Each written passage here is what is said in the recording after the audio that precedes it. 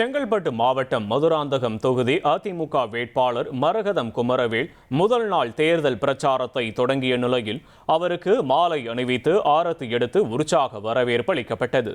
வரும் 2026 சட்டமன்ற தேர்தலில் தேசிய ஜனநாயக கூட்டணி கட்சி சார்பில் செங்கல்பட்டு மாவட்டம் மதுராந்தகம் தொகுதியில் அதிமுக வேட்பாளர் மரகதம் குமரவேல் போட்டியிடுகிறார்.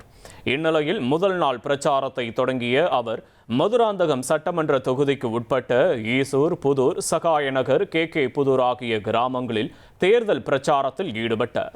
அப்போது அதிமுக ஆட்சியில் அப்பகுதி மக்களின் கோரிக்கையை ஏற்று பாலாற்றின் குறுக்கே தடுப்பணை கட்டி தந்ததை நினைவு கூர்ந்த அவர் அதிமுக பொதுச் செயலாளர் எடப்பாடி பழனிசாமி மீண்டும் ஆட்சிக்கு வந்தால் தொகுதியின் அனைத்து கோரிக்கைகளும் நிறைவேற்றப்படும் என உறுதியளித்து வாக்கு சேகரித்தார்.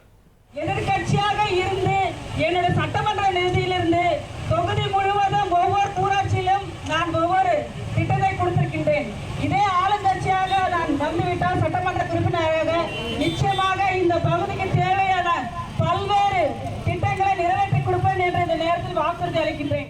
1,27,00,000 மனங்களை வென்ற தந்தி டிவி யூடியூப் சேனல். தவிர்க்க முடியாத தம்ப்நெயில்ஸ், கலக்கலான கான்டென்ட்ஸ். நீங்களும் இந்த குடும்பத்தில் இணைய இப்பவே சப்ஸ்கிரைப் பண்ணுங்க.